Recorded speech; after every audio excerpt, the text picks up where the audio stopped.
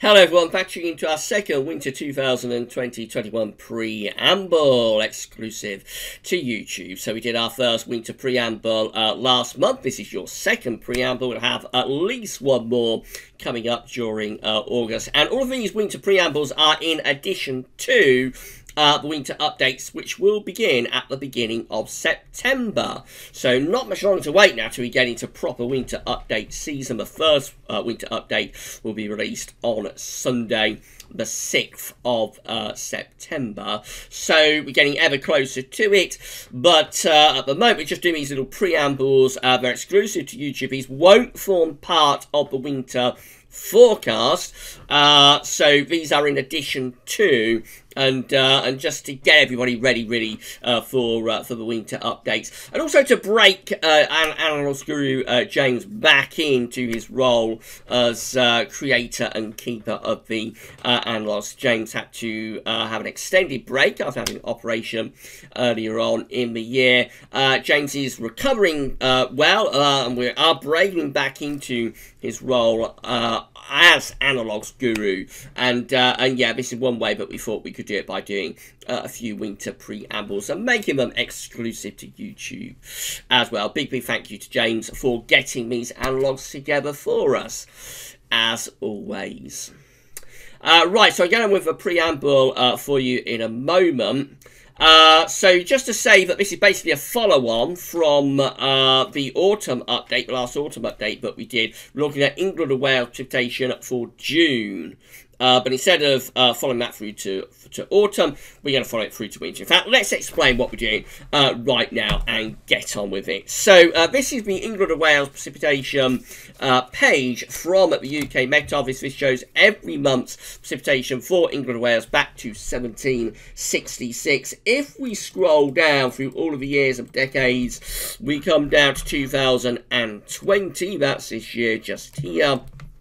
We can see that for June 2020, we have an England and Wales precipitation of 98.0 millimetres. And so what we looked at for the autumn update was autumns that followed June's, with an England and Wales precipitation range of 86 to 110 millimetres. Well, for this preamble, we're going to just extend that out very simply to winter. So rather than autumns following June's with an England and Wales precipitation of 86 to 110 millimetres, it's going to be winters following June's with an England and Wales precipitation of 86 to 110 millimetres. Very simple, very straightforward.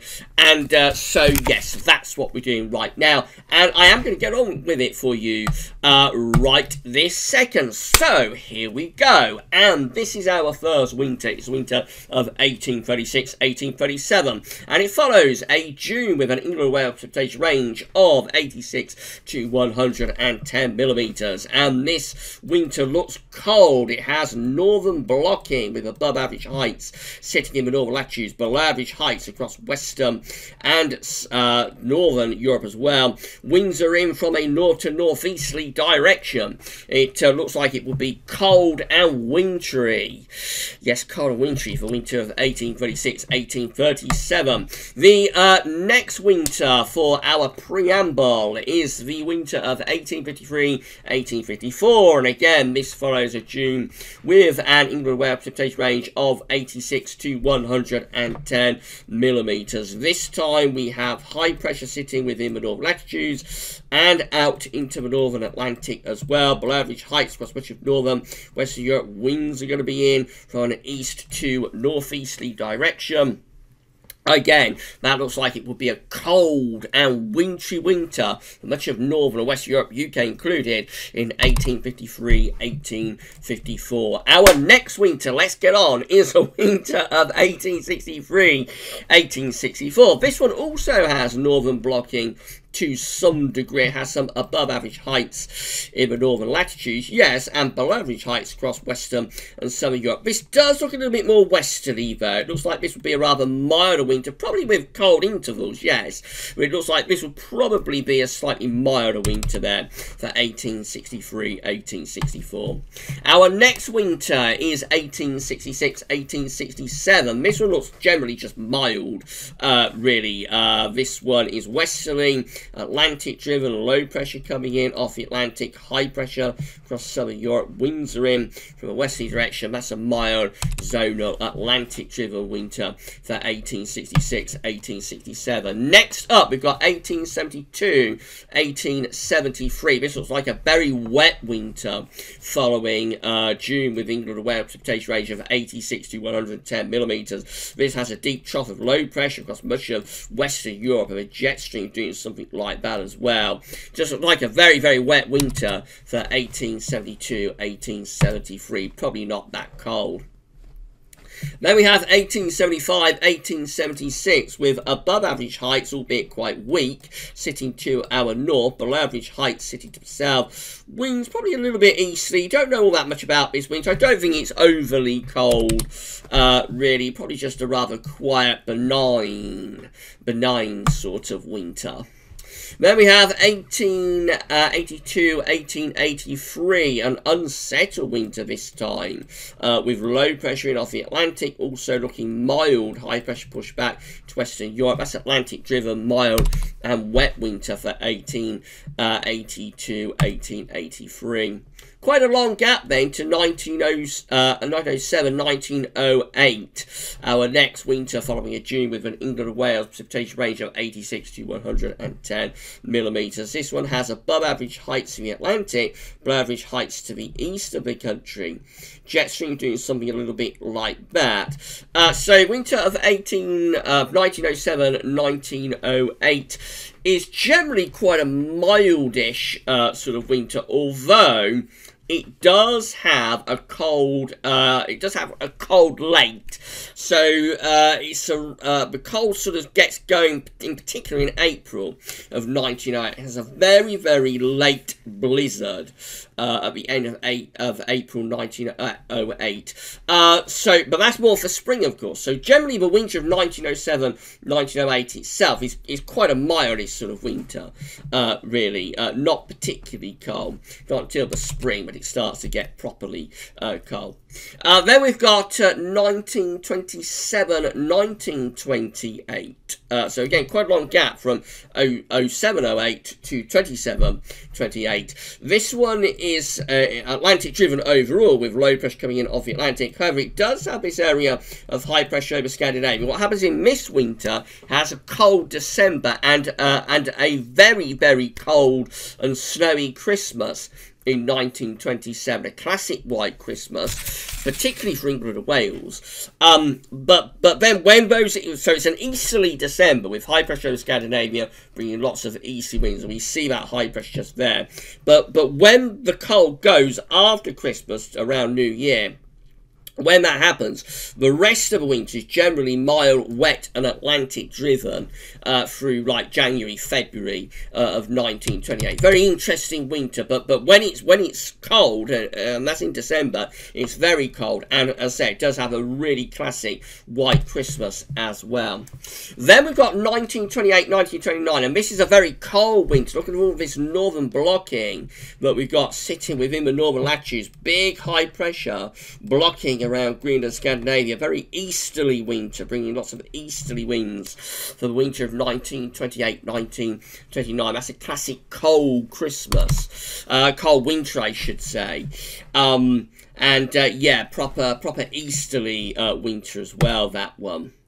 Then we've got 1931, 1932. This is anticyclonic winter with high pressure sitting pretty much over the top of the country. So there is cold involved in this winter, but generally it's a rather quieter sort of winter and not particularly exciting. Very anticyclonic winter for 31, 32.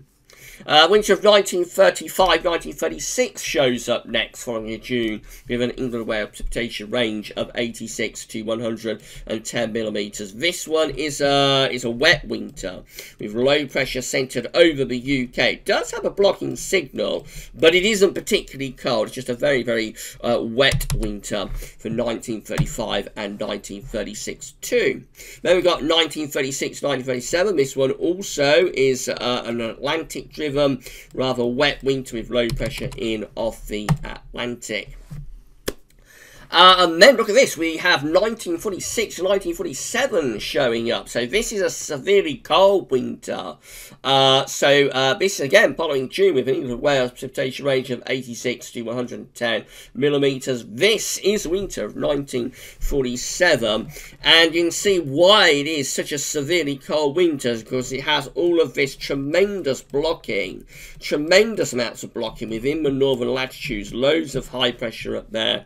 Low pressure is across much of western southern Europe. The jet stream is digging down there somewhere. We're bringing loads of easterly winds. Remember, it's not particularly cold until around the 20th of January, but then when the cold strikes around the 20th of January, boy, does the cold hit. And it is a bitterly cold and snowy winter from around the 20th of January right way through to March, with snow up to the top of the telegraph poles. Right, next I've got 1948, 1949. This is a much milder winter, far less exciting, with above average heights across much of western northern Europe, and the jet and the flow doing something like that. It's a really mild winter for 48, 49.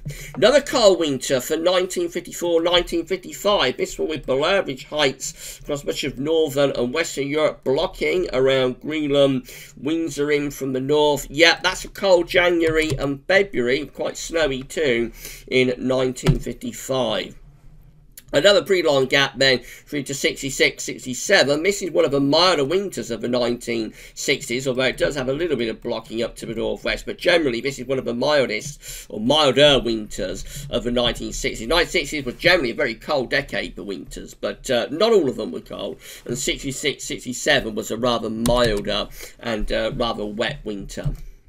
Then we've got 1968, 1969. Again, remember, we're following a June with an England Wales precipitation of 86 to 110 millimeters. This one is a cold winter too, particularly so in February. It does also have a classic white Christmas for some of us for Christmas 1968, when it gets mild in January 69 before the cold comes back big time in February of 1969. Has a severely cold and snowy February.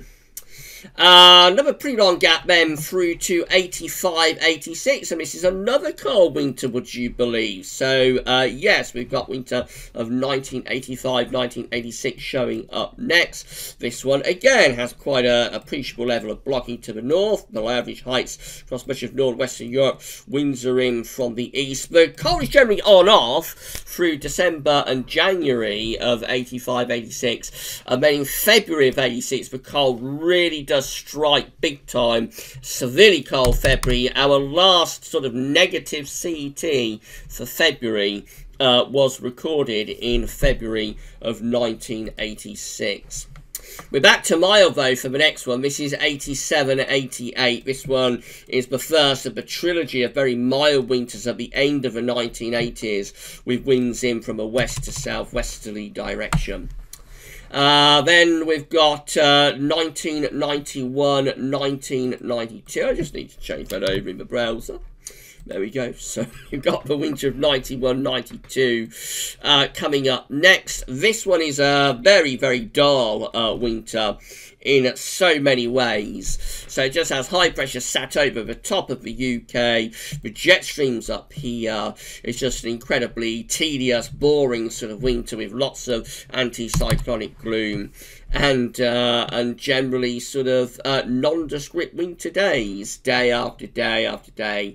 After day after day after day after day after day after day after day after day after day after day, and day after day after day after day after day, and so on.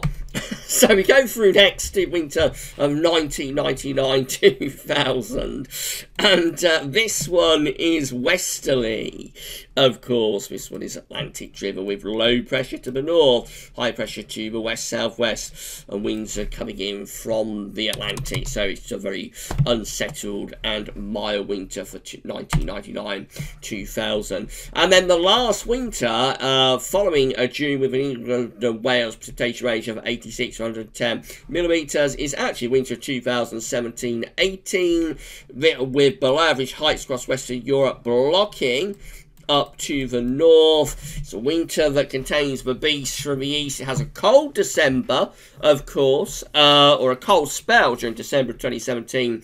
Around the middle of the month, it gets quite snowy. Then it gets milder after that.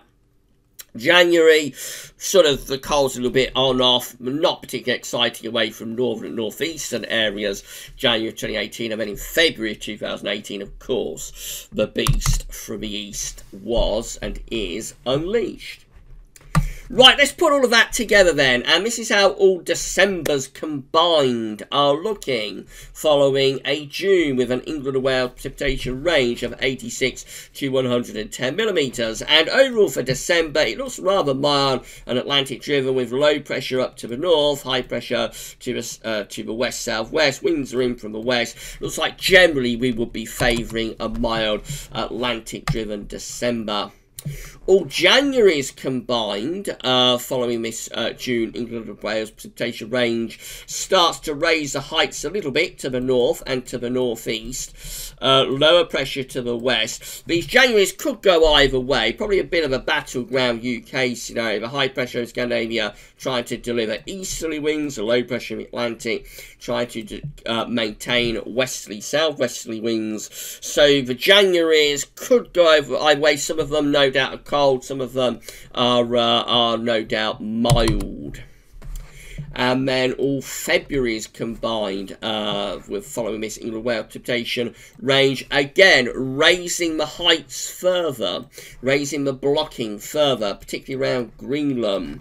Low pressure and the jet stream moving further and further southwards. It looks as though with these winters, the further on into winters we go, the greater the chance that the jet stream shifts southwards and we start to pull in colder winds from the east and from the northeast too. And so as we arrive at all Marches combined, it looks like we have the greatest chance of cold and wintry weather, really, with the low pressure going much further southwards then, with the jet stream proper blocking around Greenland and Iceland. And yes, you can see as the winter going on, there's this progression that's going on from a rather westerly Atlantic driven signal through the start of winter, through December, but as the winter progresses, it does look as though it gets progressively colder and colder. And so finally all winters combined, following June's with an England and Wales precipitation range of 86 to 110 millimetres, look like this, with high pressure, yes, within the northern latitudes. Low pressure is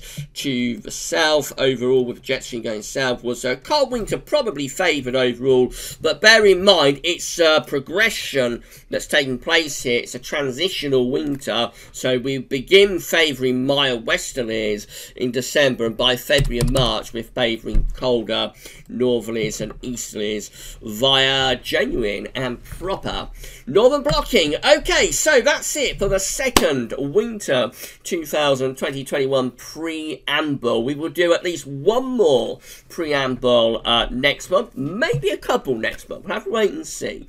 But at least one more winter preamble next month, and then we are off and running into winter updates. And the first winter update will be released at Galsworthy's on Sunday, the 6th of September. So it's getting closer now, but we still have at least one more preamble to go. If you enjoyed this video, then please give us a like, let us know in the comments what you think, and don't forget to subscribe to the channel so that you are notified when we are releasing our winter preambles, which will be, of course, again, next month. Big thank you to James for getting the analogues together for us, and yeah, so that's it for the second winter 2020-21 preamble.